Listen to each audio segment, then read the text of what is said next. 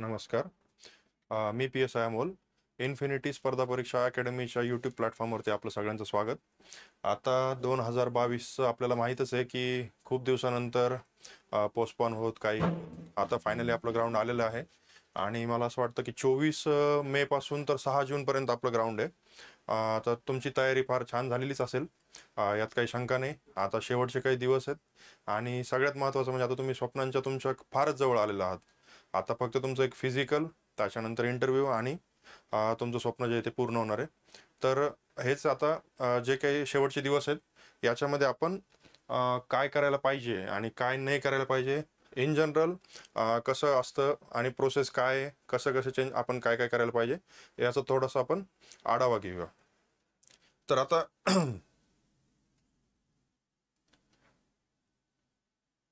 आज 18 तारीख आहे आपल्याकडे. आपण 24 तारीख ज्यांचं आहे फिजिकल पहिल्या दिवशी, त्यांच्या अकॉर्डिंग आपण डिस्कस करू. जर तुमचं 25ला असेल तर तुम्ही ही जे हा जो एक दिवस आहे तो पुढं पकडा. आणि तसंच जर 6 वाले जे आहेत ज्यांचं 6 जूनला आहे त्यांना अजून थोडासा टाईम आहे त्यांच्याकडे अवेलेबल, तर तुम्ही एक म्हणजे असं 5 दिवस जे आहेत तर म्हणजे 1 तारखेपासून तुम्ही त्याचा विचार करा. जसं की आता बघू आपण आपण ज्यांचं 24 तारखेला आहे त्यांच्या अकॉर्डिंग आपण विचार करू आणि मग तुम्ही पुढे बाकीच्यांनी ॲडजस्ट करून घ्या. आता तुम्ही आपण असं एक ॲझ्युम करूया की आपण सगळे आता 2 टाईम ग्राउंड करत होतो आणि फुल फ्लेज जे आहे आपण रिगरस प्रॅक्टिस आपली आतापर्यंत चालू होती. आता आपल्याकडे जर रिगरस प्रॅक्टिस आपली जी आहे ती आपण कंटिन्यू आता किती दिवस करायला पाहिजे, त्याच्यानंतर म्हणजे आता स्लो डाऊन कधी झालं पाहिजे, डेमो द्यायला पाहिजे की नाही पाहिजे, त्याच्यानंतर डाएट प्लॅन काय पाहिजे, बाकीच्या गोष्टी आहेत ते शूज तुमचे बेसिक बेसिक जे ते आपण एक स्टेप बाय स्टेप आपण डिस्कस करू. आता आज तुम्ही इव्हिनिंगला ग्राउंड करणार आहेत, राईट. आपण असं ॲझ्युम करू की आज 18 तारखेला तुम्ही इव्हिनिंगचं ग्राउंड करणार आहेत. 19 तारखेला, 20 तारखेला आणि 21 तारखेपर्यंत आपण 2 टाईम ग्राउंड करणार आहेत. जर तुम्ही एकच टाईम करत असाल, तुम्ही ऑलरेडी तुमचं कव्हर झालेलं आहे, तर काही टेन्शन घेण्याचं कारण नाही आहे. तुम्ही तो जो आहे तुमचा फ्लो कंटिन्यू ठेवा. बट जे 2 टाईम करतायत त्यांनी 2 टाईम ठेवा, काही प्रॉब्लेम नाही. पण किती दिवस? 19, 20, 21. याच्यानंतर आपल्याला थोडंसं स्लो डाऊन करायचं आहे. कारण की याच्यामध्ये आता तुम्हाला मसल तुमच्या रिलॅक्स झाल्या पाहिजे, बॉडी थोडीशी रिलॅक्स झाली पाहिजे. ह्या सगळ्या रिक्वायरमेंट आहेत, बरोबर आहे. आता 24 तारीख आहे आणि सगळ्यांचं ग्राउंड मला असं वाटतं की आपलं तळोजालाच आहे. आणि त्यामुळं तिथं जायचं, तिथलच्या बुकिंग्स हे सुद्धा गोष्टी ज्या आहेत, हे जे फॅक्टर्स आपल्याला कन्सिडर करावं लागतील. तर आपण काय करू आता, 19, 20, 21 ह्या तिन्ही दिवस तुमची जी आतापर्यंत तुम्ही प्रॅक्टिस करत होते ती करत राहा. समज आपण 2 टाईम करतोय, जे काही कोणी स्प्रिंट तुमच्या जर त्या प्लॅनमध्ये असेल तर स्प्रिंट्स करा, लॉंग रन असेल तर लॉंग रन करा, जे जॉगिंग स्लो जॉग असेल तर ते करा, स्लो फास्ट असेल तर ते करा, काही प्रॉब्लेम नाही. तुम्ही जे पुलअप्स असेल टार्गेट ते करायचं असेल तर करा. पण 22 तारखेला ज्यावेळेस तुम्ही आहात, 22 तारीख ज्या दिवशी येणार आहे, आता मी परत एकदा सांगतो की आपलं 24 तारखेच्या याने आपण हा प्लॅन केलेला आहे. पण ज्यांचं 26 तारखेला आहे, ज्यांचं 27 तारखेला आहे, ज्यांचं 28 तारखेला आहे, त्यांनी लाईकवाईज हे 5 दिवस जे आहे ते तुम्ही ॲडजस्ट करा. आता 22 तारखेला मी तरी तुम्हाला असं सजेस्ट करेल की 22 तारखेला 2 टाईम तुम्ही ग्राउंड करू नका. मॉर्निंगला ग्राउंड करा, पण तुम्ही जे नॉर्मल करतात जर त्याला आपण 100% पकडत असेल तर त्या दिवशी त्याला 100%चा एक 70% किंवा 60% एवढंच तुम्ही प्रॅक्टिस करा. इथं आपल्याला रिगरस प्रॅक्टिस करायची नाही आहे, हे तुम्ही पहिले लक्षात ठेवा. आणि सगळ्यात मेन, आता आपल्याला कधी कधी असं वाटतं की जसं आपण एक्झामसाठी प्रिपेअर करत असतो तर शेवटच्या दिवसात आपल्याला असं वाटतं की मी आता खूप नाईट मारतो, खूप अभ्यास करतो आणि खूप जास्त म्हणजे एक्स्ट्रा एफर्ट पुट करतो. तिथं ठीक आहे, कारण ब्रेनला लिमिटेशन्स नाही आहेत. आपण खूप जास्त अभ्यास करू शकतो, नॉलेज गेन करू शकतो आणि ते इन्स्टंट रिफ्लेक्ट पण होतं, त्याचा फायदा होतो एक्झाममध्ये, no doubt about that. But इथं फिजिकल आहे आणि फिजिकल म्हणजे आपल्या मसल्स आहेत, आपलं सगळी बॉडी आहे, तर तिला all of a sudden changes accept होत नाहीत. हे तुम्ही सगळ्यात पहिले लक्षात घ्या. म्हणजे की आता मी असं नको वाटायला ना की मी आता ही 5 दिवस काय करतो, 2 टाईम ग्राउंड करतो, मॉर्निंगला पण रनिंग करतो, इव्हिनिंगला पण रनिंग करतो. जर मी नॉर्मली 5 किलोमीटर पळत असेल तर मी आता 7 पळतो, 7.5 पळतो, असं अजिबात करू नका. कारण आपल्याला मसल डेव्हलप व्हायला ती स्ट्रेंथ जी आहे ती अकोमुलेट करायला, गेन करायला टाइम लागतो. आणि त्या पेसनीच, त्या स्पीडनीच ती जी आहे ती तुमचं इम्प्रोवाइज होत असतं. सो दॅट आपण all of a sudden changes करतोय, खूप जास्त पळतोय, याने आपलं मेंटल सॅटिस्फॅक्शन होतं की मी ठीक आहे, मी आता खूप जास्त एफर्ट दिलेले आहेत, इनपुट खूप जास्त दिलेले आहे, आउटपुट माझं खूप जास्त येणार आहे. पण तसं नसतं. हे तुम्ही पहिले लक्षात घ्या की तुमची प्रॅक्टिस आतापर्यंत जी झालेली आहे ती ऑलमोस्ट 90% तुमचं सेट झालेलं आहे. आता फक्त तुम्हाला त्याला एक मेंटेन ठेवायचं आहे, फ्लो मेंटेन ठेवायचा आहे आणि प्रॅक्टिसमध्ये राहिले नाही, तुम्हाला कॉन्फिडन्स मेंटेन ठेवायचं आहे, राईट? तर आता तसा विचार नका करू की मी खूप एफर्ट पुट केले म्हणजे खूप जास्त आउटपुट भेटणार आहे. आउटपुट जे आहे ते तुमचं ऑलमोस्ट डिसाइडेड आहे. सो दॅट आता त्याला तुम्हाला मेंटेन करायचं आहे. म्हणून 22 तारखेला फक्त मॉर्निंगला मी तर रिकमेंड करेल की खूप कमी करा. म्हणजे जर तुम्ही नॉर्मल एक 5 किलोमीटर पळत असाल तर स्लो जॉगमध्ये तर एक हात म्हणजे तुम्ही जे एक म्हणजे 5-6 राऊंड जरी आपले 400-400 मीटरचे मारले, स्लो जॉग करा, नॉर्मल स्ट्रेचिंग करा. पहिले स्ट्रेचिंग, मग थोडंसं वर्कआउट, शेवटी स्ट्रेचिंग. आणि तेवढं जरी केलं तरी बस. कारण की हे 2 दिवस आपल्याला थोडंसं ट्रॅव्हल पण करायचंय, मुंबईला जायचंय, मुंबईच्या त्या ॲटमॉस्फिअरमध्ये सेट व्हायचंय. आणि तिथं सेट झाल्याच्या नंतर तिथलचं तो सगळं डॉक्युमेंट व्हेरिफिकेशन आहे, बाकी खूप साऱ्या गोष्टी आहेत. त्याच्यामुळे हे 2 दिवस जे आहेत ते वर्कआउट एकदम आपल्याला कमी फोकस करायचं आहे. जे काही वर्कआउट आहे ते ह्या 3 दिवसात करायचं आहे. आता इथं मॉर्निंगला थोडंफार केलं, इव्हिनिंगला जस्ट ग्राउंडवर जायचं तर ग्राउंडला जा, जेणेकरून ते फ्लो मेंटेन राहील. थोडंसं वॉक करा, थोडाफार टाइमपास करा, स्ट्रेचिंग मात्र करा. हे दोन्ही दिवस स्ट्रेचिंग करा, मॉर्निंग इव्हिनिंग करा, काही प्रॉब्लेम नाही. आणि 22 तारखेला मग सकाळी थोडंफार केलं, इव्हिनिंगला ग्राउंडवर गेलं, एक 4-5 राऊंड वॉक करायचं, मित्रासोबत थोडंसं डिस्कशन वगैरे करू शकता तुम्ही, आणि स्ट्रेचिंग करायचं, रिटर्न येऊन जायचं. 23 तारखेला तर तुम्हाला तिकडे जायचं असेल, ज्यांचं 24 तारखेचं ग्राउंड आहे, म्हणजे एक दिवस तुम्ही पहिले तिथं जाणार असाल. आणि मला असं वाटतं की मग 23ला तुम्ही मॉर्निंगचं समजा, आता जे पुण्यातले मुलं आहेत, जे पुण्यातून जाणार आहेत, त्यांना तुलनेने जे कामोठे तळोजा ग्राउंड आहे ते जवळ आहे. कारण ते नवी मुंबईला अलीकडच्या साईडला आहे. त्याच्यामुळे तुम्हाला पूर्ण मुंबईत जाण्याची काही गरज नाही आहे. ट्रॅफिकचा एवढा इश्यू येत नाही, कारण की ते जे तळोजा ग्राउंड आहे ते आउटसाईडलाच आहे. सो दॅट जे आपण पुण्यावाल्या जर मुलांना पकडलं तर एक तुमचा ट्रॅव्हलिंग टाईम फार तर फार, बाय कार जाणार असाल तर एक 2 ते 2-2.5 तासाचा ट्रॅव्हलिंग टाईम आहे. सो दॅट तुम्ही 23 तारखेला दुपारी 12-1 वाजता जरी निघालेत तरी काही प्रॉब्लेम येणार नाही. 23 तारखेला आपण 12-1 वाजता निघालो, 3-3:30-4 पर्यंत आपण तिथं पोहोचणार आहेत. त्याच्यानंतर तिथं तुम्ही हॉटेल करणार आहेत, मग त्या हॉटेलला तुम्ही रेस्ट करणार आहेत, आणि रात्रीचं शेड्यूल. म्हणून मग 23 तारखेला. पण जर कोणी नागपूर किंवा विदर्भातून येणार असेल तर तुम्ही 23च्या ऐवजी 22ला यायचा प्लॅन करा. कारण की नागपूरवरून कम्पॅरेटिव्हली मुंबई जी आहे ती थोडीशी दूर आहे, ट्रॅव्हलिंग टाईम असतो, परत ट्रॅव्हलिंग अडचणी आहेत, रोडच्या अडचणी आहेत, व्हेकल्सच्या अडचणी आहेत, ते सगळे फॅक्टर कन्सिडर करून तुमचा तो ट्रॅव्हलिंग टाइम तुम्ही मॅनेज करा. नागपूरवाल्यांनी थोडं लवकर निघालो तरी जमेल, कारण बऱ्याच जणांना गाडीचा ट्रॅव्हलिंगचा इश्यू होतो, मीटिंग होती. तर एक हे अज्युम करा ना की तुम्ही तुमचं डिस्टन्स किती आहे, तुम्ही कोणत्या लोकेशनला आहात, तिथून तुम्हाला यायचंय. त्याच्यानंतर तुम्हाला तिथं हॉटेलमध्ये एवढा टाइम स्पॅन तुम्हाला थांबायचंय की तुमची बॉडी परत बॅक टू द झिरो झाली पाहिजे, नॉर्मल झाली पाहिजे. म्हणजे तुम्हाला वॉमिटिंग नाही झालेली नसली पाहिजे, किंवा तुमचं जे हेडॅक होतो ट्रॅव्हलिंगमध्ये, बऱ्याच वेळेस डोकं दुखतं आपलं, ते झालं नाही पाहिजे, किंवा ट्रॅव्हलिंग नंतर बऱ्याच जणांना ताप येतो, सर्दी होते, जे काय असेल ते झालं नाही पाहिजे. त्या अकॉर्डिंगली तुम्हाला करायचंय. सो दॅट पुण्यावाल्यांना काय अडचण नाही 23 तारखेला जायला. पण जर विदर्भातून कोणी येत असेल, तिकडून जळगाव साईडने कोणी येत असेल, तर त्यांनी थोडंसं लवकर यायला प्रेफर करा, असं समजा 22 तारखेला. आता हे झालं इथलचं. मग 23चं झालं, मग आपण जातोय. आता आपण सामान काय काय न्यायला पाहिजे सगळ्यात मेन.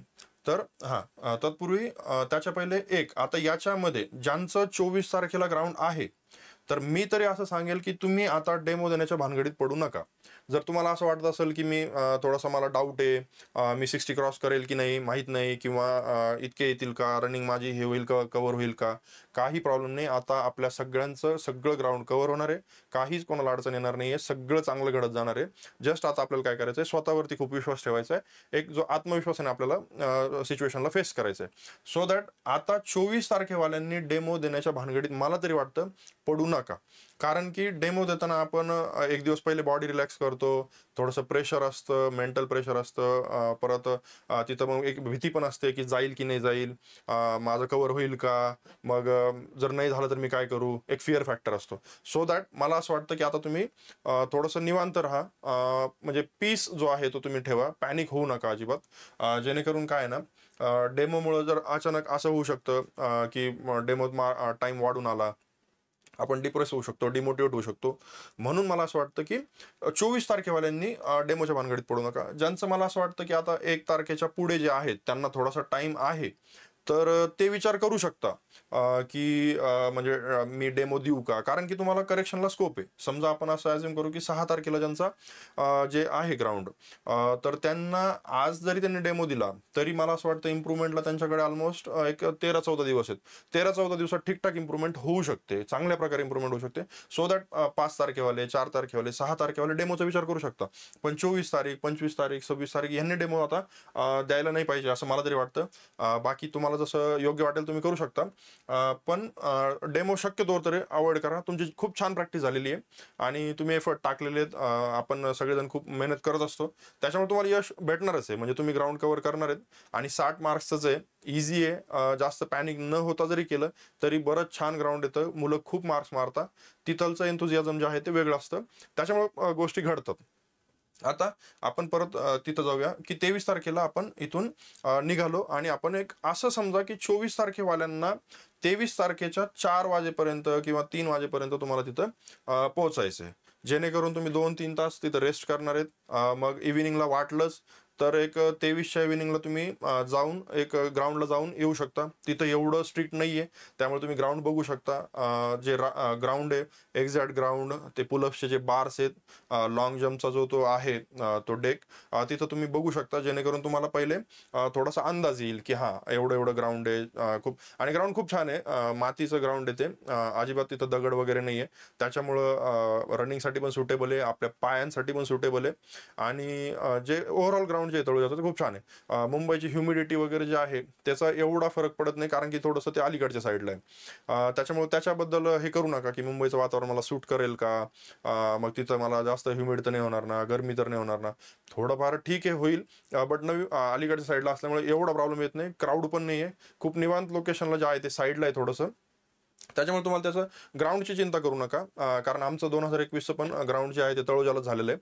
सो ग्राउंडचं चिंता करण्याची गरज नाही. ग्राउंड खूप छान आहे. म्हणजे खूपच मस्त आहे. आणि आता याच्यातच कोणीतरी जाईल, परत तुमच्या ग्रुपवरती फोटोज वगैरे येणारच आहेत. त्याच्यामुळे तुम्हाला ग्राउंड बघायला भेटेल, नो डाऊट. त्याच्यानंतर जर 23 तारखेला तुम्ही इव्हिनिंगला पण बघणार आहेत, त्याच्यामुळे तुम्हाला ग्राउंडचा अंदाज येऊन जाईल. जर तिथं कोणी नसेल तर तुम्ही 1-2 राऊंड वॉक करून एक अंदाज घेऊ शकता की असं असं ग्राउंड आहे. आणि ते तुम्ही करू शकता. हॉटेल तुम्ही बुक केलेलं आहे आता. मी म्हणजे आता आम्ही त्यावेळेस एक पल्लवी अविदा नावाचं हॉटेल आहे, हॉटेल पल्लवी अविदा म्हणून, कामोठे, नवी मुंबई, जे की त्या मेन ग्राउंडपासून एखादं जे किलोमीटर आहे त्याच्यावरती आहे. तर तिथं आम्ही स्टे केलेला. तर ते हॉटेल जे आहे ते चांगलं आहे. राहायला पण चांगलं आहे तिथं. आणि एक जे आपली फीस वगैरे पण तिथं रिजनेबल आहे. त्याच्यामुळे त्याची पण काही अडचण नाही आहे. आणि वॉकेबल डिस्टन्सवर आहे मेन म्हणजे, जेणेकरून तुम्ही 23ला इव्हिनिंगला पण जाऊ शकता. 24च्या मॉर्निंग लवकर निघाले तर एक 10 मिनिट 7 ते 10 मिनिटात तुम्ही वॉक करून ग्राउंडला पोहोचू शकता. तर ते जवळ पण आहे, छान पण आहे. त्याच्यामुळे तुम्ही बघा, त्याची थोडी लवकर बुकिंग करता येत असेल तर करून टाका. असं काही नाही एकच हॉटेल आहे, बट आम्ही इथं राहिलो होतो. बाकीचे काही मुलं दुसऱ्या हॉटेलमध्ये पण होते, ते पण छान आहेत. पण मी इथं राहिलो होतो म्हणून मी तुम्हाला सजेस्ट करेल. जर तुम्हाला वाटलं तर तुम्ही तिथे जाऊ शकता. मग 23ला इव्हिनिंगचा, हां, आता ह्या सगळ्यांमध्ये आपण परत थोडंसं डाएटचं बघूया. आता मेन आपलं डाएट. तर आता या सगळ्यामध्ये जे आहे की याच्यामध्ये डाएट तर तुमचं चालू आहे, बरोबर आहे. तुम्ही जो प्रोटीन इंटेक आहे तो पण चालू आहे. फ्रुट्स तुम्ही खातायत. फॅटी जे आहे ते तुम्ही जास्त खात नाहीत. हे आपण सगळ्यांनी असं करूया, ॲज्युम करूया की तुम्ही सगळ्या गोष्टी फॉलो करत आहात. आता 23 तारखेला इव्हिनिंगला आता सडन चेंज आहे. आपण इथं मेसवर जेवत असतो किंवा घरी जेवत असतो, आपला डाएट प्लॅन असतो. पण 23ला इव्हिनिंगला स्ट्रिक्टली फॉलो करायचं की हॉटेलला गेल्यानंतर तिथं काही खायचं नाही. आपण आता नाहीतर हॉटेलला आलेलो आहेत, जे काय करायचं ते 24चं फिजिकल दिल्याच्या नंतर तुम्हाला काय खायचं, काय पिझ्झा बर्गर जे तुम्हाला खायचं ते खा. पण 23 तारखेला अजिबात खायचं नाही. आपलं जे काही डाएट ठरलेलं आहे ते घेऊन जायचं. फ्रूट्स सोबत ठेवायचे. तुम्हाला 23ला इव्हिनिंगला पण फ्रुट्स लागणार आहेत. त्याच्यानंतर 24ला मॉर्निंगला सुद्धा फिजिकलच्या तिथं तुम्ही फ्रुट्स सोबत ठेवणार आहेत. सो दॅट 2 टाईम तुम्हाला जेवढं लागणार आहे फ्रुट्सचं इंटेक तेवढं तुम्ही सोबत कॅरी करायचं आहे. ज्याच्यामध्ये मोसंबी आहे, आता ऑरेंजेस पण आहेत, आपण ॲपल असतो. त्याच्यानंतर जर तुम्ही बनाना वगैरे काय जे असेल ते, जे तुमचे फ्रुट्स असतील ते तुम्ही घेऊन जा. आणि 23 तारखेला रात्रीचं तुम्ही काय खाणार आहेत जे इथं तुम्ही नॉर्मली खात असता घरी तसंच काहीतरी प्लॅन करा. हॉटेलमध्ये जाऊन काहीतरी बटर खाल्लं, हे खाल्लं असं शक्यतोवर तरी टाळा. जेणेकरून काय होईल ना, बाहेरचं अचानक खाल्ल्यामुळं ॲसिडिटी सारखे प्रॉब्लेम वगैरे होऊ शकतात, तर ते आपण स्ट्रिक्टली टाळायचे. ते झालं.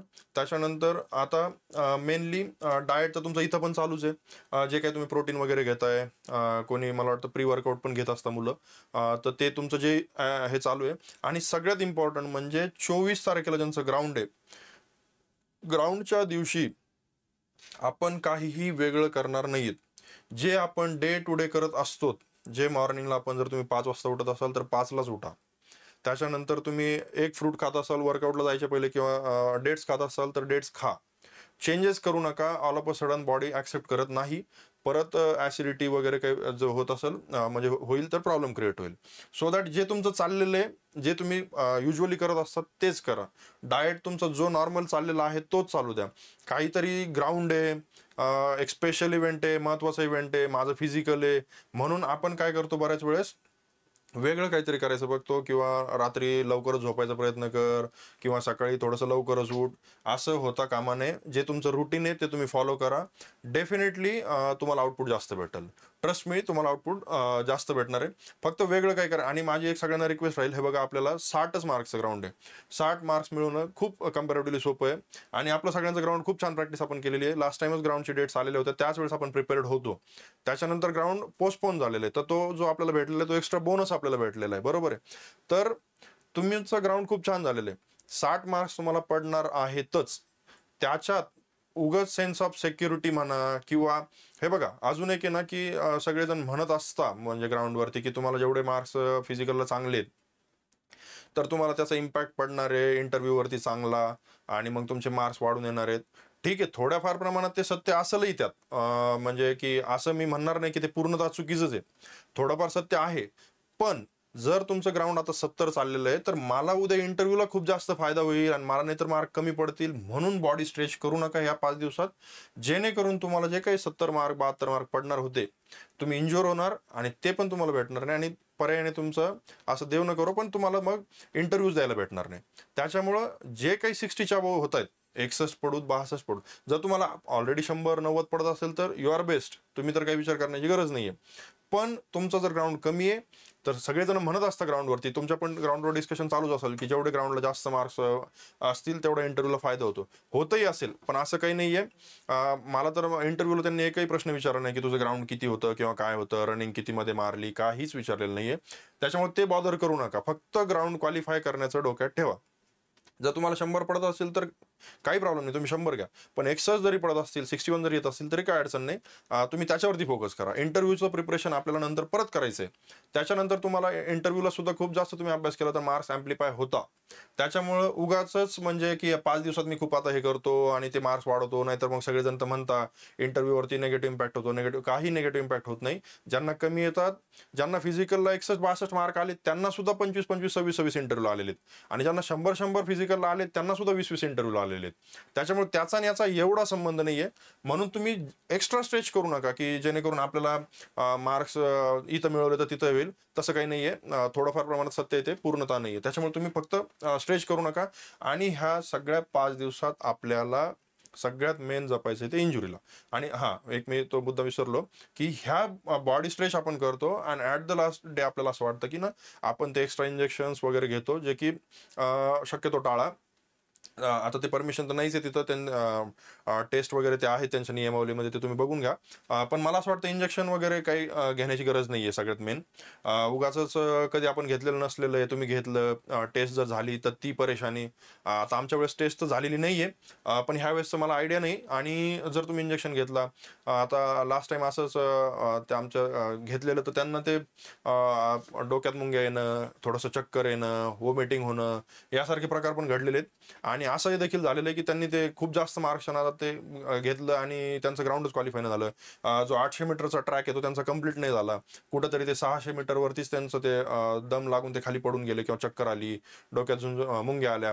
तर असे प्रकार पण घडलेले आहेत 2018, 19, 20 मध्ये. तुम्ही इंजेक्शनच्या भानगडीत पडू नका. जे काय तुमची फिजिकल स्ट्रेंथ आहे त्याच्यावरती तुमचं 100% ग्राउंड निघणार आहे. सो ते एक तुम्ही विचार करू नका. आणि त्याच्यानंतरचा मेन आहे ते म्हणजे इंजुरी.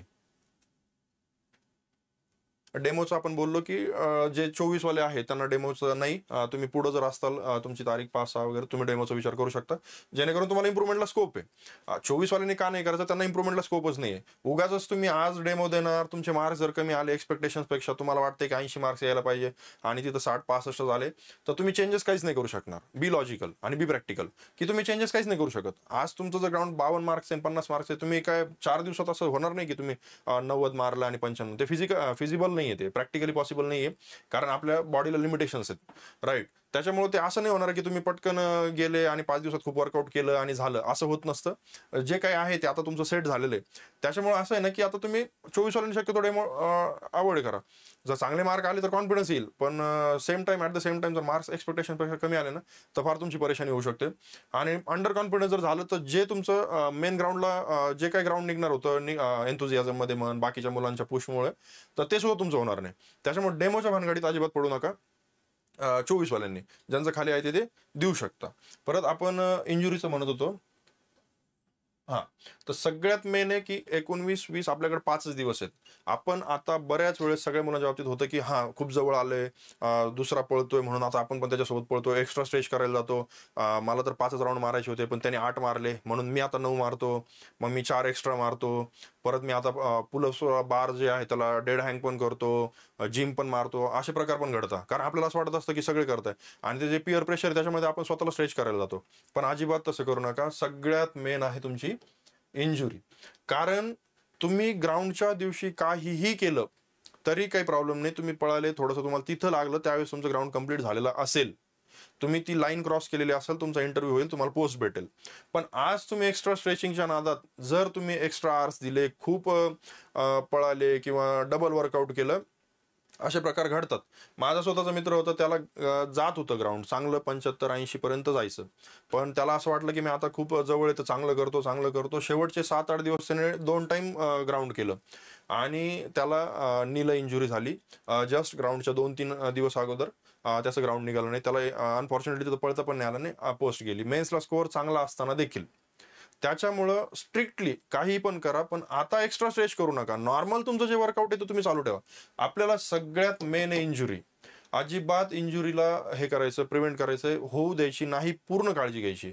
थोडं वर्कआउट कमी झालं काही प्रॉब्लेम नाही, 4-5 दिवसात खूप जास्त फरक पडेल अशातला भाग नसतो. तुमचं ऑलरेडी सगळं सेट आहे. त्याच्यामुळं जर ग्राउंड कव्हर होत असेल, तुमचं 70+ ग्राउंड जात असेल, तर काही चिंता करण्याचं कारण नाहीये. तुमचं 70च्या पुढेच तिथं ग्राउंड जाणार आहे. बी शुअर की तुमचं ना, I am pretty much sure की तुमचं 70च्या पुढेच जाईल जर तुमचं इथं 70 जात असेल. पण तुम्ही उगाच जास्त काहीतरी करतोय आणि इंजुरी होते, हा प्रकार जो आहे तो तुम्हाला टाळायचा आहे. ओके, तर इंजुरीचा एक तुम्ही काळजी घ्या. एक्स्ट्रा स्ट्रेचिंग केली किंवा डाएट थोडंसं हे झालं तर विकनेस येऊन जातो. परत चक्कर येणं, हे जे प्रकार आहे ते टाळा. इंजुरी म्हणजे फिजिकलच नाही, मेंटल सुद्धा आपण जास्त विचार वगैरे तसं पण नाही झालं पाहिजे. चक्कर येणे, वॉमिटिंग हे सुद्धा तुम्हाला आपल्याला टाळायचंच आहे. इंजुरी खूप लक्षात ठेवायची आहे. कोणी जर पळत असेल तर तू पळ म्हणा बाबा, माझी जी फिजिकल स्ट्रेंथ आहे मी त्याच्यानुसार हे करणार आहे. इंजुरी आपल्याला सगळ्यात मेनली आहे ते प्रिव्हेंट करायची आहे. त्याच्यानंतर हां, तर आता आपण काय काय डिस्कस केलं. 19 तारीख, 20 तारीख, 21 तारीख, 22-23 पर्यंतचा प्लॅन, ट्रॅव्हलिंग प्लॅन, आपल्याला कधी जायचंय तो प्लॅन, तिथे काय खायचंय तो प्लॅन, तिथे कसं कसं हे करायचंय ते, आणि हॉटेल बुक करायचं कधी काय, ते सगळं आपलं सेट झालंय.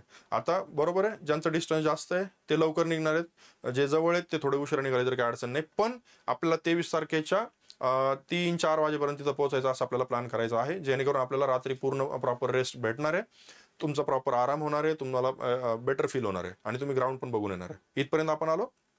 आता आपण 24 तारखेचं ग्राउंड ॲज्युम करून त्या दिवशी एक्झॅक्टली काय काय करायचं ते थोडंसं आपण आता डिस्कस करू.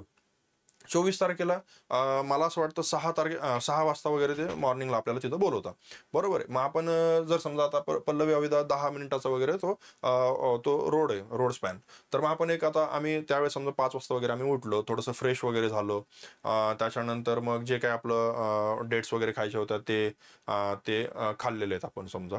त्याच्यानंतर आपण आमच्याकडे कार होती तर आम्ही बाय कार तिथे ग्राउंडला गेलो. मग ते आपली काय करणार, आता तिथलची मी प्रोसेस सांगतो. ज्यांचं फर्स्ट टाइम ग्राउंड आहे, ज्यांचं परत परत आहे त्यांना काही प्रॉब्लेम नाही, पण ज्यांचं फर्स्ट टाइम आहे ते त्यांच्यासाठी आपण एक सांगूया की कसं कसं होतं ते.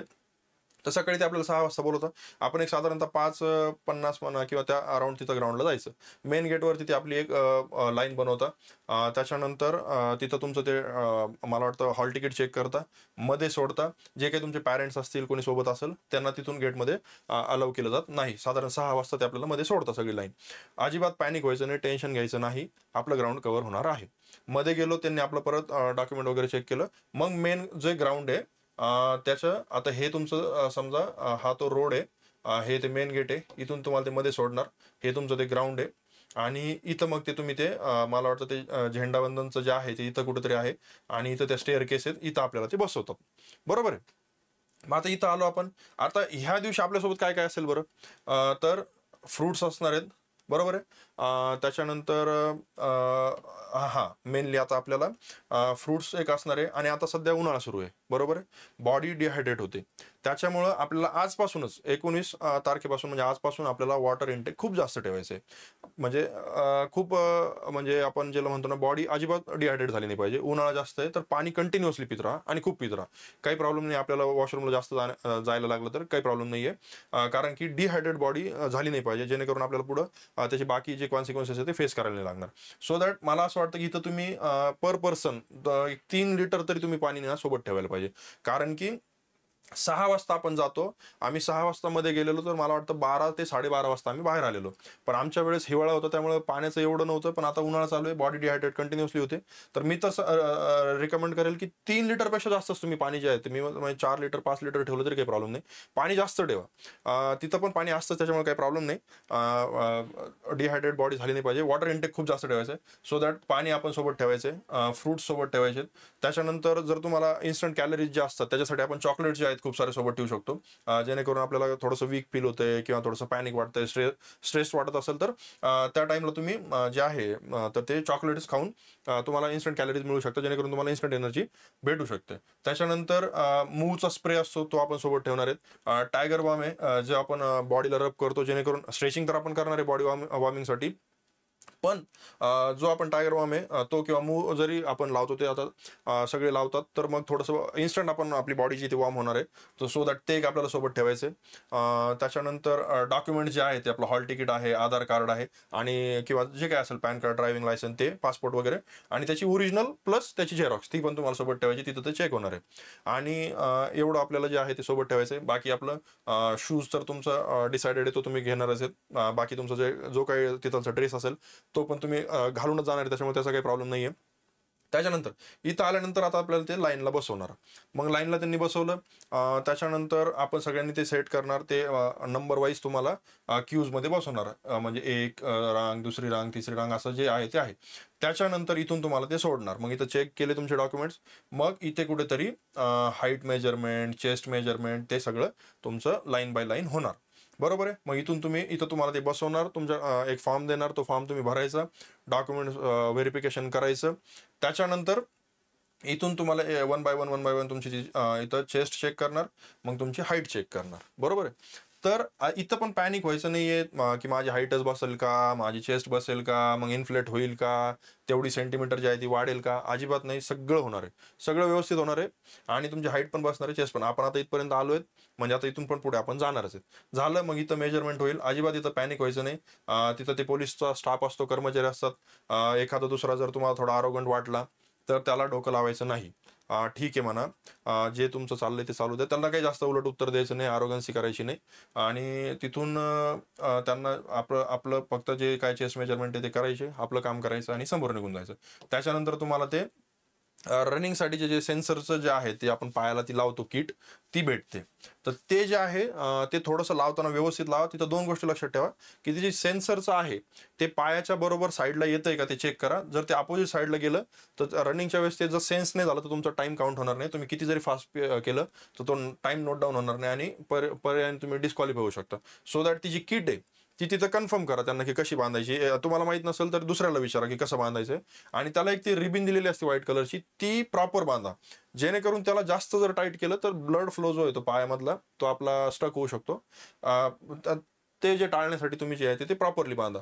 त्याच्यानंतर ते बॅच वाईज जे आहेत ते इथून आमच्या वेळेस इथून रनिंग त्यांनी स्टार्ट केली होती. अशी रनिंग जी होती ती एक राऊंड आणि मग दुसरा राऊंड जे होतं ते तिथं होतं. तर इथं रनिंगचं त्यांनी ते सेन्सरचं जे आहे आपल्या शॉपिंग मॉलमध्ये असतं ते स्क्वेअर, जसं त्यात ते हे आपल्याला तिथं सिक्युरिटी चेक करतात त्या टाईपचं तिथं असतं आपण, आणि त्याच्यातून ते आपण जात असतो. बरोबर आहे.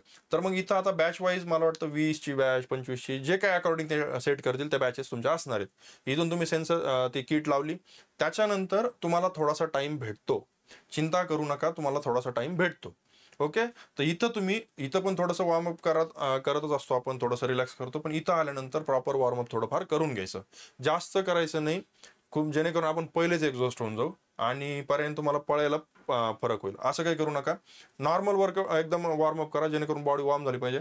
टायगर बॉम्ब आपण लावलेलाच असतो, कोणी मूव लावतो, कोणी टायगर बॉम्ब, तुम्ही ज्याला सुटेबल आहे ते तुम्ही लावा. ठीक आहे. मग ते लावल्यानंतर इथून मग आता तुम्ही आले, आपण समजा आपण पहिली बॅच असं अजून करू की तुम्हाला एक तो त्यांनी ते दिलेले असतात, एक पोलीस कर्मचारी असतात 1 किंवा 2, जे की ती तुमची बॅच पूर्ण हँडल करणार. तुमचे इव्हेंट सगळे कंडक्ट करणं ही त्यांची जबाबदारी असते. बरोबर आहे. मग आता तुम्ही इथून आले, आता इथं त्यांचं मला वाटतं असं या साईडला वॉशरूम आहे आणि हा रोड येतो आणि इकडे कुठेतरी ते पल्लवी आविदा हॉटेल आहे. ओके. मग इथून तुम्ही येतात आणि हा आडवा रोड आहे असा. बरोबर आहे. इथं आणि हे आपलं ग्राउंड आणि इथं हा रोड आणि ही आपल्या त्या कमिशनरेटची, ठाणे कमिशनरेटची बिल्डिंग ची भिंत आहे. बरोबर आहे. अशी समजा ती भिंत आहे. तर मग इथं ते वॉशरूम आहे. इथं तुम्हाला वॉशरूमला जायला आहे, त्याच्यामुळे तिथं पण काही प्रॉब्लेम नाही. इथं मेन बिल्डिंग, इथं पण वॉशरूम आहे, इथं पण तुम्हाला काही अडचण नाही. ठीक आहे. मग वॉशरूमची काही चिंता नाही आहे आणि पाणी तुम्ही कंटिन्युअसली घेताय, त्याच्यामुळे वॉशरूमला जायची गरज असेल तर ते आहे. मग इथून आले, तुम्हाला ते जे तुमचे आहेत ते कर्मचारी ते तुम्हाला घेऊन येणार. आता इथं तुमचं सगळ्यांचं ते रजिस्ट्रेशन वगैरे झालं, सगळं मेजरमेंट वगैरे झालं, आता तुम्ही सेट झाले रनिंगला. आता इथे इथे जे आहे ते त्यांनी ती किट लावलेली आहे. बरोबर आहे. इथं असं ते त्यांनी लावलेलं आहे. आता जे नवीन आहेत त्यांच्यासाठी मग ते नंबर वाईज, तुमच्या रोल नंबर वाईज जी तुमची बॅच तयार झालेली 20ची, चिंता करायचं कारण नाही. त्यांनी असं 1 2 3 4 5 असं करत करत करत करत करत करत करत करत हे 20 मुलांची लाईन असते. बरोबर आहे. आता मीच 1 नंबरला उभं राहायचं, मीच 2 नंबरला उभं राहायचं असं काही नाहीये. कारण की ह्या किटमधून तुम्ही जेव्हा पास होणार आहेत, बरोबर आहे, ह्या किटमधून तुम्ही जेव्हा पास होणार आहेत तेव्हा तुमचा टाइम स्टार्ट होतोय. त्याच्यामुळं या मुलाला बॉदर करण्याची गरज नाहीये की हा पहिले चाललाय आणि मला माझा टाइम कमी होईल का किंवा काय. बरेच मुलं म्हणत असतात की इथून मग तुम्ही जेवढं पहिले उभं राहिले तर तुम्हाला बॅरियर येत नाही किंवा काय. मला तरी असा काही फरक जाणवत नव्हता, कारण आमची 20ची बॅच होती, मी 17 नंबरला होतो, माझ्या मागं 18 19 आणि 20 तीनच मुलं होते. पण मी ज्यावेळेस ते फिनिश केलं राऊंड 2 राऊंड, त्यावेळेस मी माझ्या पुढे 2च मुलं राहिले होते. मी ऑलमोस्ट यातले 15 मुलांना मागं टाकून 3 नंबरला एंड केला होता. तर माझा टाइम पण बराच 2 मिनिट 26 सेकंदात मी मारलेला आहे ते. तो मला वाटतं आमच्या बॅचमध्ये मी त्या 20च्या बॅचमध्ये मी स्टॉपर होतो. त्याच्यामुळे एवढं काही नाही. आता मी 17 नंबरला उभा असून देखील माझा फिनिश जो होता, म्हणजे माझा लोएस्ट टाइम होता 2 मिनिट 26 सेकंड जे होतं, म्हणजे मी टॉप केलं होतं त्याच्यामध्ये. त्याच्यामुळे असं काही नाही की तुम्ही इथं उभं राहिले तिथं उभं राहिले, कारण की हा मुलगा ऑलरेडी तुमच्यापासून एक एक सेकंड जरी पकडलं तरी 10-15 सेकंड तो पुढे गेलेला असतो. त्याच्यामुळे ते खूप पुढे गेलेला असतो आणि आपला जर पेस जास्त चांगला असेल आणि मेन अजून आता ते डिस्कस करू आपण आणि परत मी तुम्हाला ते सांगतो की इथून ज्यावेळेस ते एक मुलगा सोडता, एक सेकंदाच्या गॅपने ते एक मुलगा सोडत असतात. पहिला निघाला, दुसरा निघाला, तिसरा निघाला, चौथा, पाचवा असं करत करत 20ची बॅच ती सुटते. 20वा इथं येईपर्यंत पहिला कुठेतरी इथं आलेला असतो. आता याच्यात काय करणार तुम्ही, तर मग पहिला सोडला, मग ते तुम्हाला रोल नंबर वाईज नंबर देणार. तिथून तुम्ही पळाले आणि तुम्ही तुमचा स्टार्ट घेतला. मग थोडंसं इथून अलीकडून, ह्या किटच्या थोडंसं अलीकडून तुम्ही स्टार्ट करायचं, जेणेकरून तुमचं ते जे आपलं इनिशियल असती वेलोसिटी U इक्वल टू तुमचं 0 राहत नाही आणि तुम्हाला पहिलेच थोडंसं भेटून जातं स्पीड, सो दॅट तुम्हाला पिकअप घ्यायला सोपं पडतं. मग इथून तुम्ही स्टार्ट केलं, मग पळाले. आता थोडंसं स्ट्रेट आहे, कर्व आहे आणि स्ट्रेट आहे. बरोबर आहे. आता आपण एक्झॅक्टली रनिंगचं कसं असायला पाहिजे, तुमचं ऑलरेडी सेट असेल तर तेच राहू द्या, जर काही सेट नसेल तर म्हणजे मी तुम्हाला सजेस्ट करेल की तुम्ही ऐकू शकता. मग आता इथून आपण स्टार्ट केलं. आता इथं थोडासा क्राऊड तर असणारच आहे. मग आपण काय करायचं, वरती शक्यतो ओव्हरटेक करायचा नाही. ठीक आहे. आता जर एखादी स्पीड आपण आणि काय करायचं ना, वरती बाहेर निघायचं नाही, वरती आतल्या लेनला पळायचं. बरोबर आहे. बाहेर आलो आपण, जिथं स्ट्रेट लाईन आली, आता बघा स्ट्रेट लाईन आहे, बरोबर आहे. आता ही स्ट्रेट लाईन आहे, हा कर्व आहे, बरोबर आहे, हा कर्व आहे आणि हा तर ही स्ट्रेट लाईन आणि हा कर्व आहे. तर आपल्याला काय करायचं आहे, आता इथून जर सोडला तर आमच्या वेळेस इथून सोडलं तर आता माहित नाही तुमच्या वेळेस कुठे लावतील. जर इथं लावलं तर बघा, मग आता इथून मी पळालो समजा, इथून निघालो तर इथं शक्यतो आतला लेन घ्यायचा आहे, कारण हे डिस्टन्स आणि हे डिस्टन्स यात फरक आहे, बरोबर आहे. तर हे जे डिस्टन्स आहे हे जास्त आहे याच्यापेक्षा, बरोबर आहे. आणि आपल्याला डिस्टन्स कमी करायचं आहे, जेवढं आपल्याला कमी पळता येईल तेवढं कमी पळायचं आहे. रूल काय, ही जी ती लाईन आहे आपल्याला 2 वेळेस कट करायचं आहे. पहिल्या वेळेस तुमची जी पायातली किट आहे एकदा कट झालं आणि दुसऱ्यांदा कट झालं, त्यावेळेस तुमचा जो टाइम येतो 2 वेळेस तुम्ही त्या ह्याला सेन्सरला क्रॉस केलं म्हणजे तुमचे ते 800 मीटर कंप्लीट झाले, आणि तो तुमचा जो सेकंड राऊंडचा जो टाइम आहे तो तुमचा फायनल टाइम असणार आहे, राईट. आता इथून निघालं म्हणून कर्ववरती जनरली आत पळायचं, कारण की this distance is lesser than this one. पण स्ट्रेट लाईनला तसं आहे का, हे डिस्टन्स हे डिस्टन्स हे डिस्टन्स कोणतंही सेमच आहे, बरोबर आहे. तर मग आपण काय करणार, कर्वला आत यायचं आणि स्ट्रेट लाईन स्टार्ट झाली, इथं स्ट्रेट लाईन स्टार्ट झाली की मग आपण काय करणार, एक स्टेप बाहेर काढायची. म्हणजेच समजा ह्या लाईनला आपण पळत होतो तर इथं न पळता एक स्टेप बाहेर जायचं आणि ह्या लेनला पळायचं. याचा फायदा काय, गर्दी आहे समोर 15-16 मुलं आहेत, ते इथं कुठेतरी पळत आहेत. प्रत्येकाला तुम्ही समजा इथं एक मुलगा पळतोय, बरोबर आहे. आता तुम्ही इथून बाहेर निघणार, परत मध्ये जाणार, इथं एक मुलगा आहे, इथून बाहेर निघणार, परत मध्ये जाणार, म्हणजे तुम्ही जवळपास असा ट्रॅव्हर्स करता, ठीक आहे. त्याच्यापेक्षा मी तुम्हाला काय रिकमेंड करेल, की हा जो कर्व आहे आपला, हा, आणि ही स्ट्रेट लाईन, इथून तुम्ही काय करा, एक स्टेप बाहेर निघा. ह्या लेनला तुम्हाला कुणीच भेटणार नाही, सगळेजण इथं कुठेतरी पळत आहे, बरोबर आहे. मग तुम्ही डायरेक्ट बाहेर निघा, तुम्हाला बाकी तुम्हाला कोणालाच क्रॉस करण्याची गरज नाही. बाहेर निघालो, परत इथं आलो, मग तिथून लगेचच इथूनच थोडंसं आत शिरायचं, इथे यायचं, परत इथं आलो, एक स्टेप फक्त बाहेर यायची, जास्त नाही, पूर्ण इकडं पळत नाही बसायचं, तो डिस्टन्स वाढून जाईल. एकच स्टेप बाहेर यायची फक्त, आलो इथं, परत हा ट्रॅव्हल करायचा, परत आत शिरायचं, इथं फिरलं, एक स्टेप, परत 1 सेकंड बाहेर आणि परत स्ट्रेट लाईन, आणि असे 2 राऊंड तुम्ही कम्प्लीट करायचे, ठीक आहे. तर आता याच्यात स्पीड कशी आपली राहणार, तर इथं थोडंसं आपण जो स्टार्ट केलेला आहे, ठीक आहे. आता पहिला राऊंड आपण काय मारतो, नॉर्मल 70 60-70 इफिशियन्सीने पळायचं. हा, इथून स्टार्ट केलं, थोडंसं पळालं, नॉर्मल आपण पहिला राऊंड कंप्लीट केला. सेकंड राऊंड जेव्हा स्टार्ट झाला, इथं तुम्ही आता बऱ्याच जणांना आपल्याला वाटत असतं, पण ज्यावेळेस पहिला राऊंड होतो ह्या दरम्यान आपण थोडेसे एक 400 पासून तर एक 600 पर्यंत आपण थोडेसे एक्झॉस्टेड असतो, दम लागलेला पण असतो. आता वाटतं की म्हणजे निघेल की नाही, पण आपण फायनल स्टेजला त्याच्यामुळे एवढी काय अडचण येत नाही. मग आता इथून आपण ज्यावेळेस जातोय, बरोबर आहे, सेकंड राऊंडचं सांगतोय मी आता, सेकंड राऊंडचं स्टार्ट. मग आता आपण इथून निघालो, इथून थोडंसं थकलेलं आहे, मारायचं, आता 600 पर्यंत आपण ऑलमोस्ट आलो. इथून वन्स अगेन तुम्हाला लक्षात ठेवा की आता हा आपले 200 मीटर शेवटचे आहेत आणि हे खूप डिसाइडिंग आहेत. इथं रनिंग कंप्लीट केल्यानंतर तुमचा अर्धा फिजिकल तुम्ही कव्हर झालेले आहेत. त्याच्यानंतरचे इव्हेंट स्टॅटिक आहेत, त्याच्यात काही चेंजेस होणार नाही, तुमचं ऑलरेडी फिक्स आहे. इथं डोक्यात एकच थॉट ठेवायचं, आता मला 200 मीटर जेवढे फास्ट मारता येईल, म्हणजे आयुष्याचा तुमचा सगळ्यात फास्ट रन जो आहे तो इथं पाहिजे, कारण हे एंड आहे. याच्यानंतर तुम्हाला आयुष्यात कधीच पळायचं नाही. आता हे तुमच्यासाठी पळणार आहेत, तुम्ही ट्रेनिंगला पळणार आहेत ते ठीक आहे, तुम्ही आता नंतर तुम्हाला जॉब लागणार आहे, सगळ्या गोष्टी होणार आहेत, पण हे तुमचे शेवटचं रन आहे. इथं तुम्ही जर प्रॉपरली खूप फास्ट घेतलं तर तुम्ही 5 ते 7 सेकंदाची सुद्धा लीड घेऊ शकता. तर हे जे आहे हा स्पॅन खूप फास्ट मारायचा. आता मी काय केलं होतं, इथून मला थोडंसं पळताना स्वतःला पुश करायला मी असं म्हणजे आपण जे चिअर करतो स्वतःला जोरात, तर मी असे जे आहे ते मी स्वतःला चिअर करायचो, कमान म्हणून स्वतःला एक बूस्ट करायचो, आणि मग मी इथून खूप फास्ट पळालो, खूप फास्ट. इथं मी जवळपास 7-8 मुलांना मागे टाकलं असेल. ते नंतर मला रनिंग झाल्यानंतर म्हणत होते की तुम्ही फार फास्ट पळाले, खूप छान पळाले. तर हा एंड खूप मारायचा. मी इथं हाच विचार केला की आता शेवट आहे, आता आपल्याला परत पळायचं नाही, आपल्याला परत आता ग्राउंडवर जायचं नाही. दिस इज लास्ट, सो दॅट म्हणजे जे काय ते आता आयुष्याचं आपल्याला पळायचं तर खूपच स्पीडने पळायचं. मग त्यावेळेस दमचा विचार करायचा नाही, काहीच होत नाही. असं नाही की दम लागला आणि सपोकेट झालो, खाली पडलो, हे झालं ते झालं, अजिबात काही होत नाही, काहीच होत नाही. बिनधास्त मारायचा, फास्ट मारायचा, एंड करायचा, लगेच मध्ये जायचं, मध्ये थोडंसं रेस्ट करायचं, उभं राहायचं, खाली बसायचं, जे काय असेल ते तुमचं अशा तुम्ही रनिंग कंप्लीट करायची. आणि सगळ्यात मेन, आता मी लास्ट टाइम तर सांगतो, आम्हाला सोडल्यानंतर माझ्या समोर एका मुलाला पहिल्याच राऊंडला इथं पायाला त्याच्या क्रॅक गेला आणि त्याचं बोन फ्रॅक्चर झालं. तर ते स्वतःच आपल्याला प्रिव्हेंट करता आलं पाहिजे. मेन म्हणजे की आपण आणि तो मी असा नंतर समजलं की तो पहिलेच इंज्युअर होता. आता तो माझ्या समोरच पडला एक्झॅक्ट खाली. पण आता तिथं आपण आपलं पण आपल्याला रनिंग कंप्लीट करायची शेवटी. तर सो दॅट पटकन आपल्याला तिथून जंप करून त्याच्यावरतून जंप करून किंवा त्याच्या साईडला मी लगेच पाय टाकून इथून आत बाहेर निघालो परत आत आलो. तो मुलगा तिथं पडलेला होता. नंतर ते आले लोक आणि त्याला उचलून घेऊन गेले. ती गोष्ट वेगळी. पण पटकन आपल्याला तिथं जर असं काही आपल्या समोर एखादा मुलगा पडतोय काय त्याचं इंजुरी येते, पटकन डिसिजन घेऊन साईडला जाऊन आपल्याला जाता आलं पाहिजे. ते एक तुम्ही लक्षात ठेवा. रनिंगचा इव्हेंट मेन रनिंग जर झाली म्हणजे तुमचं 70% फिजिकल कंप्लीट झालेलं असतं. कारण त्याच्यानंतर जे खूप छोटे छोटे इव्हेंट आहे ते आपली प्रॅक्टिस झालेली सगळं झालेलं आहे. ते झालं त्याच्यानंतर तुम्हाला थोडी रेस्ट देणार ते. आणि मला असं वाटतं आमच्या वेळेस गोळ्याचा इथं एक त्यांनी तो कोर्ट तयार केलेला होता आणि इथं एक तयार केलेला होता. 2 मला वाटतं ते चालू होते.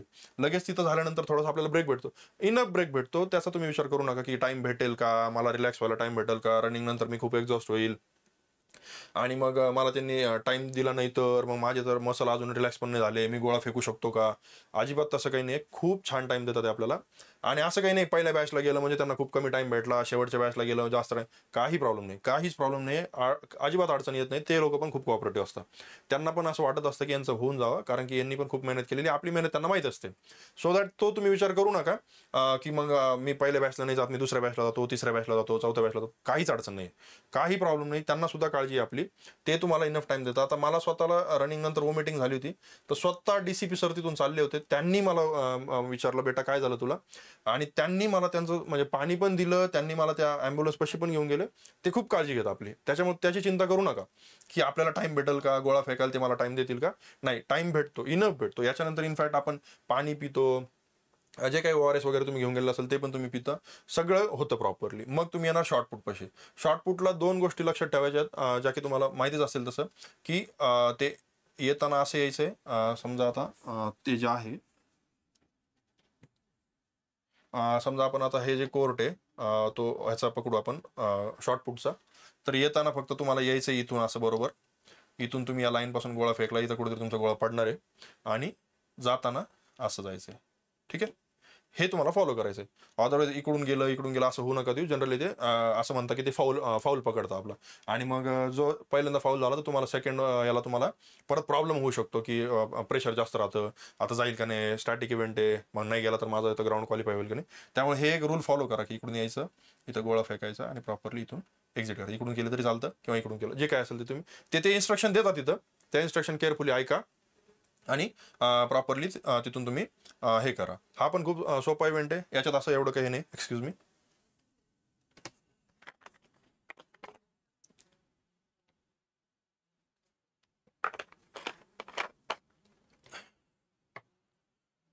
सॉरी. तर हे इथून तुम्ही फॉलो करा. मग हे सोपं आहे. तुमचं जे काय असेल ते शॉर्टपुट तुम्ही फेकणार आहेत. फाऊल होत नाही, काही नाही. आणि सेन्सर असतो त्यांच्याकडं, तो जो आहे त्याच्यामुळे ॲक्युरेट तुमचा गोळा भेटतो. तिथं मेजरमेंट नाही, काही नाही. जे काय ते एकदम ॲक्युरेट आहे, त्याच्यामुळे त्याचा काही प्रॉब्लेम नाही. याच्यात जास्त काही बोलण्यासारखं मला वाटत नाही. याच्यानंतर आता आपलं याच्यानंतर तुम्हाला ते घेऊन जाणार आहेत ह्याच्यासाठी बारला. बरोबर आहे. आता हे आपलं ग्राउंड होतं, तर इथं मला वाटतं त्यांचं ते डबल बारचं इथं वॉशरूम आणि ते इथं इथं जे आहे ते डबल बारचं तुमचं आहे. रनिंगच्या जस्ट बाजूलाच येते. तर तिथं तुमचं आहे ह्याच्यासाठी चिनअपसाठी. मग इथून तुम्ही परत तुम्हाला रेस्ट भेटते, प्रॉपर रेस्ट भेटते. डोंट वरी, काही प्रॉब्लेम नाही. त्याच्यानंतर तुम्हाला ते इथं आणणार आणि एकच तो डबल बार आहे म्हणजे असा, त्याच्यावरती इथं एक आणि इथं एक चालू असतं. बरोबर आहे. इथं एक मुलगा मारत असतो, इथं एक मुलगा मारत असतो. समोर तो जो आहे तो इन्व्हिजिलेटर बसलेला असतो. बरोबर आहे. आता तुम्ही बारवरती आले, तुम्हाला ते सांगणार. मग आणि चिंता करण्याचं कारण नाही. तुम्हाला जर थोडी हाईट हे असेल, बारला हाईट पुरत नसेल तर ते आपल्याला चेअर देतात. त्याच्यामुळे असं नाही आहे की मी चेअर भेटेल का, मला हँग करावं लागणार नाही ना. पहिलं जर हँग केलं तर जी पुलअप्स आहे ती आपली हे होईल, वाया जाईल किंवा तसं काही नाही आहे. ते आपल्याला चेअर देता, आपण त्यावर उभं राहायचं, बारला पकडायचं. त्याच्यानंतर ते म्हणता आपल्याला रेडी का, समोरून इन्व्हिजिलेटर म्हणता रेडी का. मग आपण रेडी म्हटलं की तो कर्मचारी जो आहे तो ती चेअर काढून घेतो. आणि तिथं करेक्ट हे कोणती चिनअप्स कोणती आहे आणि चुकीची कोणती आहे हे ते आपल्याला पहिले कर्मचारी दाखवता. बऱ्यापैकी आपल्याला सगळ्यांना जातच असतं, त्याच्यामुळे एवढी काही अडचण नाही आहे. पण ते पण बघून घ्या जेणेकरून आपल्याला अडचण नाही यायला. आणि ते ज्यावेळेस आपण मारत असतो त्यावेळेस ते अप डाऊन म्हणता. एवढं स्ट्रिक्ट नसतं, ते व्यवस्थितरित्या अप डाऊन घेत असतात. फक्त वरती गेल्यानंतर त्यांच्याकडं म्हणजे आपली मान त्यांना दिसली पाहिजे, चेहरा त्यांना दिसला पाहिजे, एवढी काळजी घ्या. बऱ्याच वेळेस काय होतं, आपण घाईघाईमध्ये लवकर संपवायच्या याच्यात आपण मारतो, एखादी त्यांना दिसत नाही. आणि जर तुम्हाला 10+ जात असतील ऑलरेडी तर काही प्रॉब्लेम नाही, पण तुम्हाला जर 7-8 जात असतील तर त्यावेळेस एखादी जर मिस झाली आणि त्यांनी तो काउंट नाही पकडला तर तुमची परेशानी होऊ शकते. मग तुम्हाला शेवटच्याला स्ट्रेच करावं लागेल, किंवा ती जाईल किंवा नाही जाईल डाऊट आहे. 2.5 मार्काचं नुकसान होऊ शकतं. त्यामुळे पहिलेच मारताना केअरफुली मारवायचं, जेणेकरून त्यांनी अप म्हटलं परत डाऊन म्हटलं तर त्याच्यावर थोडं लक्ष ठेवायचं, जेणेकरून एखादी तुमची जी आहे ती वाया नाही गेली पाहिजे. तुमच्या 10+ जात असतील तर एखादी दुसरी इकडे तिकडे गेली तरी काय अडचण नाही. आता मला त्यांनी नंतर एक एक्स्ट्रा मारायला लावली होती, मे बी त्यांनी मधली एक काउंट नव्हती केली, पण मला ऑलरेडी 12+ जायच्या, त्याच्यामुळे मला एवढं काही नव्हतं, मी मारून दिली. पण काही मुलांना 5-6 जायच्या, तर त्यात जर एक कमी झाली तर ऑलरेडी तुमचं 2.5 मार्काचं नुकसान होऊ शकतं. त्याच्यामुळे व्यवस्थित त्यांच्याकडेच लक्ष ठेवायचं. ते एवढं काही त्रास देत नाहीत, पण आपण थोडंसं लक्ष ठेवून राहायचं की अप म्हटलं तर अप, डाऊन म्हटलं तर डाऊन, ते थोडंसं फॉलो करायचं.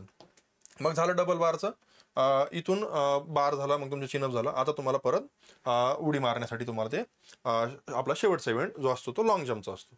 ठीक आहे, कारण की इंजुरीची शक्यता वगैरे सगळ्या गोष्टी, याच्यानंतर आपलं ग्राउंड संपतं. मग इंजुरी झालं तरी एवढं काही प्रॉब्लेम नाही. आता हिचं जे ग्राउंड आहे ते इथं तुमचं ग्राउंड आहे, एक लॉंग जम्पचं.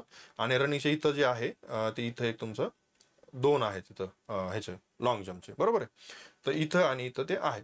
परत तिथं पण सेन्सर असतं, सगळं व्यवस्थित ते नाव वगैरे विचारता, आपल्याला इथं लाईनला लावता.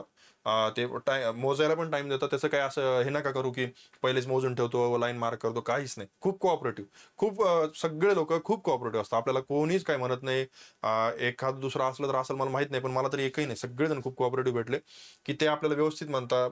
म्हणजे एकदम पोलाइटली सगळं चालू असतं, काहीच प्रॉब्लेम नाही. म्हणजे चिंता करण्याचं काही कारण नाही की ग्राउंडवर तुम्हाला उगाच जे र्युमर्स असतात की असंच होईल, ते लोक खूप हे असतात, तसेच असतात, असं काही नसतं. खूप कोऑपरेटिव्ह, खूपच कोऑपरेटिव्ह. इथून मग जे काय तुमच्या स्टेप्स आहेत, तुम्ही इथून स्टेपिंग घेतायत, कोणी 10 घेतं, कोणी 12, जे काय तुमचं असेल ते तुम्ही स्टार्ट करणार. तुम्हाला तेवढा टाइम भेटतो, मारणार आणि तुम्ही जंप मारणार. जे आहे त्याच्यानुसार तुमची ती काउंटिंग होणार. एक फाऊल तुम्हाला, ते तर माहितच आहे की एक फाऊल तुम्हाला अलाउ केलेला आहे. तिथं त्यांनी ती फक्की मारलेली असती, फक्त फक्की उडली नाही पाहिजे याची काळजी घ्यायची.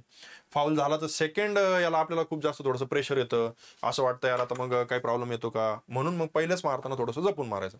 अशाने तुमचं काय होतं, मग इथं तुमचं ग्राउंड संपतं, बरोबर आहे. आणि मग त्याच्यानंतर थोड्या वेळ ते सगळ्यांना इथं इथं ते जे तुम्हाला म्हटलं होतं मी, ते झेंडा आणि तिथं वेट करायला होता. मग वेट केला तुम्ही सगळ्यांनी. त्याच्यानंतर सगळा जेव्हा सगळे बॅचेस कंप्लीट होतो, डेटा तयार होतो, आपल्याला डबल बारचे म्हणजे ह्याचे आपले चिनअप्सचे, गोळ्याचे आणि लांब उडीचे मार्क्स लगेच कळून येतात.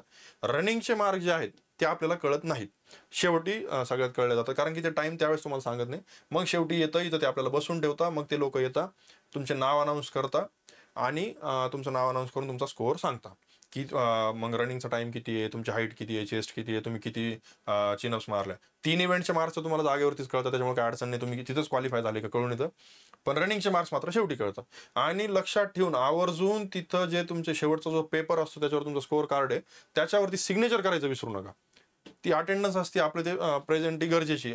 म्हणजे तुम्ही न विसरता तुम्हाला तिथं जाऊन सिग्नेचर करणं आहे, ती करायचीच. ओके, अशा याने मग तुम्ही सिग्नेचर करता आणि तुमचं जे आहे ते ग्राउंड इथं कम्प्लीट होतं.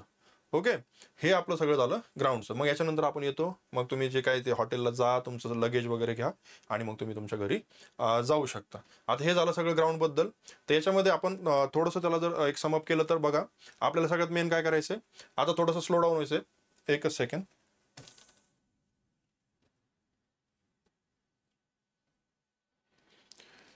ओके, तर मग आता सगळ्यात मेन, आता मी एक फास्ट फास्ट फास्ट जे आहे ते आपण याचा रिव्ह्यू घेऊ की आपल्याला हे जे 4-5 दिवस आहेत ते थोडंसं केअरफुली राहायचं आहे. सगळ्यात मेन हे डूज आहेत आपले.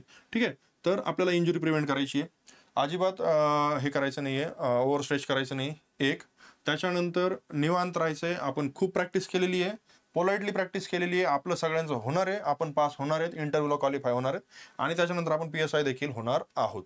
ठीक आहे, तर त्याच्यामध्ये फक्त इंजुरी प्रिव्हेंट करणे, त्याच्यानंतर डाएट प्रॉपर फॉलो करणे, झोप आपली पुरेशी झाली पाहिजे, बॉडी आपली हायड्रेटेड राहिली पाहिजे.